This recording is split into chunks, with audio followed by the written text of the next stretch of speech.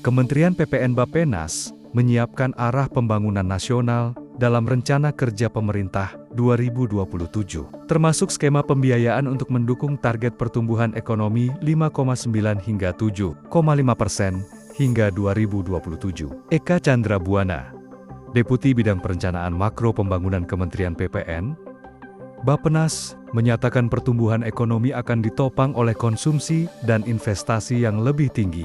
Target itu disebut sejalan dengan proyeksi pertumbuhan 6,3% pada 2026, sebagaimana tercantum dalam RPJMN 2025 hingga 2029. Untuk mencapai target tersebut, Indonesia diperkirakan butuh investasi sekitar Rp8.677 triliun hingga Rp8.841 triliun.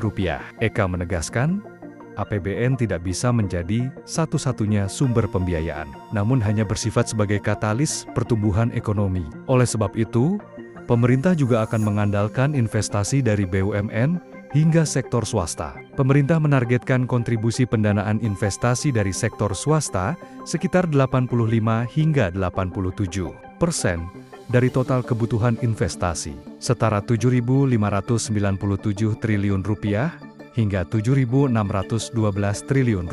Sementara itu, investasi BUMN diproyeksikan mencapai Rp556 triliun hingga Rp619 triliun, atau sekitar 6 hingga 7% dari total kebutuhan investasi. Adapun investasi dari anggaran negara ditargetkan sebesar Rp508 hingga Rp624 triliun, atau sekitar 5,9 hingga 7%. Baca selengkapnya di www.idnfinancials.com.